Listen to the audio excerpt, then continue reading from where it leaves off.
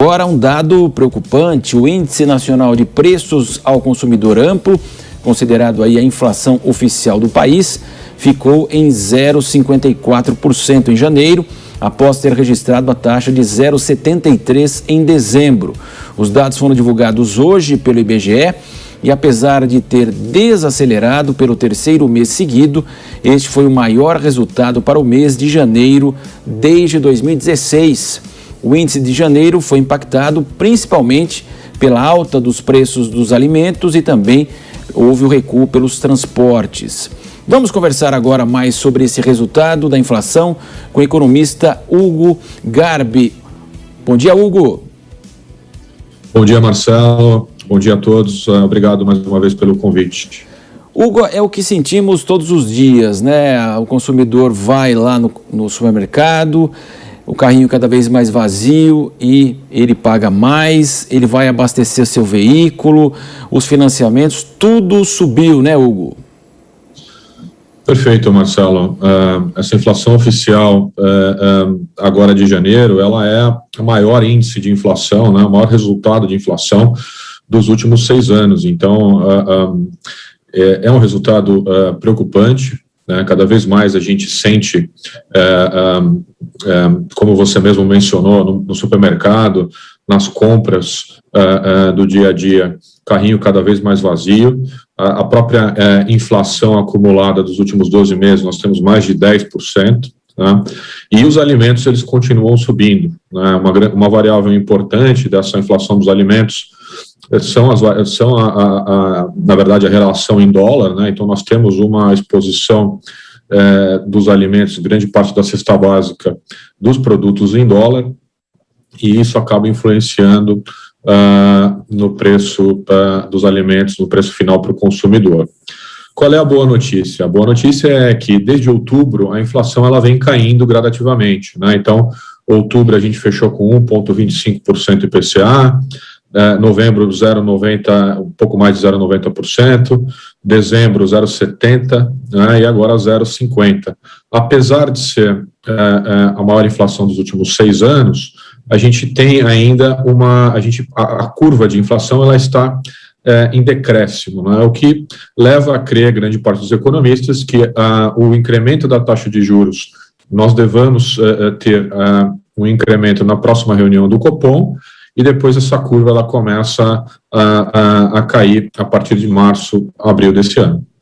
Exatamente isso que eu ia perguntar para você, Hugo. A gente observa, né, que essa ação que tem sido feita pelo Banco Central, a elevação da taxa básica de juros, já é o reflexo, então, na sua opinião, essa desaceleração? A gente pode esperar algo no curto prazo, de fato, aí?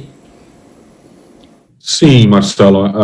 Essa política do Banco Central é o que a gente chama na economia de política monetária contracionista. O que significa isso?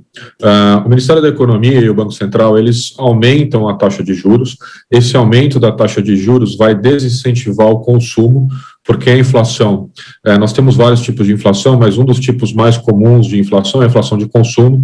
Então, você desincentiva o consumo, o financiamento, a compra de novos produtos, e você traz a inflação para baixo. Então, hoje nós chegamos num ponto de mais de 10% de taxa de juros. O Banco Central ele foi agressivo nesse incremento da taxa de juros nos últimos 12 meses. Foi o país que mais aumentou a taxa de juros no mundo. Começou esse movimento lá atrás. Então, a gente deve ter mais um incremento da taxa na próxima reunião, e a partir de março, abril, a gente vai começar a sentir ou uma estabilidade dessa taxa ou até uma redução a partir de meados de 2022 para frente. Exatamente, você falou em financiamentos, né, Hugo? A gente observou que esse início de ano, claro que dezembro, o setor automotivo sempre registra bons meses, porque tem o 13º, todo o impacto aí da virada do ano, promoções inclusive, mas nós tivemos aí em janeiro já o recuo dos veículos 0 km e também nos veículos usados na casa de 30%. Aquilo que você falou, começa a mexer no poder de compra, claro que num ambiente como esse, né, o consumidor também perde a sua confiança, né, sabe que o orçamento está cada vez mais apertado e evita fazer novas dívidas com juros mais altos. Então, esse reflexo nos automóveis, em um bem durável, demonstra essa tática aí que vai dando certo do Banco Central, né, Hugo? Perfeito, Marcelo, sua colocação é perfeita, ou seja, no caso, de forma específica, o preço dos automóveis, ele tem uma variável importante, a exposição cambial ao dólar, né? Então, os carros usados e os carros novos no Brasil, eles nunca estiveram tão caros, né? Principalmente carros populares. Você tem carro popular hoje em dia no Brasil que custa 70, 80 mil reais, um carro 0 quilômetro, preço de entrada, são quase 80 salários mínimos, né? Então, existe um incremento de preço e também um desincentivo até o financiamento, porque a taxa de juros ela está muito alta. Uma outra variável importante é a instabilidade da economia. A gente não pode esquecer que a gente ainda tem, nós recuperamos 2 milhões de postos de trabalho nos últimos meses, o que é muito bom, mas a gente ainda tem no Brasil 12 milhões de desempregados. Então, as pessoas, além de ter uma taxa de juros alta, eles não querem entrar fazendo novas dívidas, porque existe também o receio de perder o seu emprego. As pessoas precisam fazer poupança e se preocupar com o futuro. Então, a soma dessas variáveis, elas acabam influenciando no consumo final, né? O que é importante destacar, para finalizar, Marcelo, aqui, a inflação que nós temos no Brasil, ela não é uma inflação de demanda, né? Como eu mencionei, a gente tem 14 milhões de desempregados, então a gente não tem uma pressão de demanda muito forte.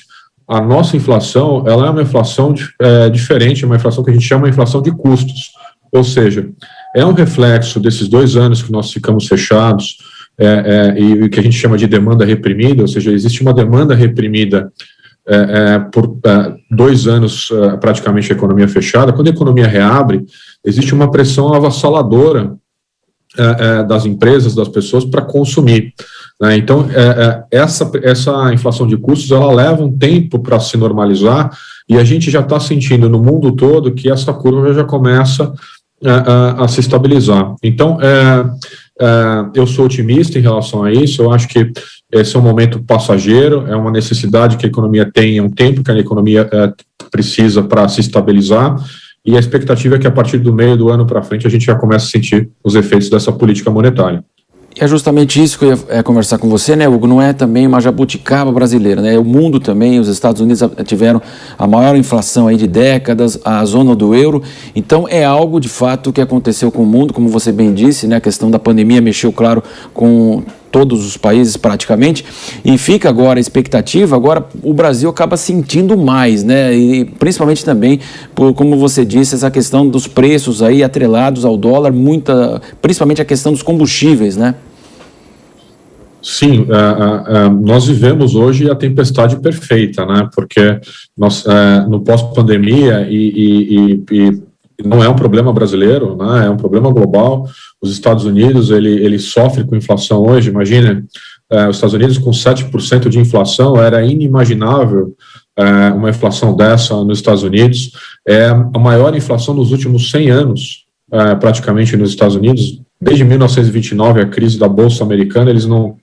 99% da população nunca enfrentou uma inflação dessa lá nos Estados Unidos. A Europa sofre também com inflação, e nós também, né, nós somos um país jovem, um país ainda em desenvolvimento, então a gente também sofre com isso, e não tem, né, não tem o que a gente chama de economia almoço grátis, Marcelo. Existe um tempo, a economia precisa de um tempo para se estabilizar, né, e só adotando essas medidas que a gente vai conseguir, o que a gente chama os remédios na economia, né, essas políticas monetárias. E o Banco Central, ele vem acertando, ele vem adotando tudo que está, tudo que é pesquisado, tudo que tem em termos de estado da arte, né, na literatura econômica, ele vem adotando, e eu acredito sim que a partir do meio do ano, ou no último trimestre, a gente já deva ter a inflação equalizada, né, e retomando aos poucos o ritmo natural da economia brasileira. Nós conversamos com o economista Hugo Garbi aqui no Jornal da Manhã, segunda edição. Hugo, muito obrigado pela sua participação. Bom dia, Hugo. Muito obrigado, Marcelo. Bom dia a todos.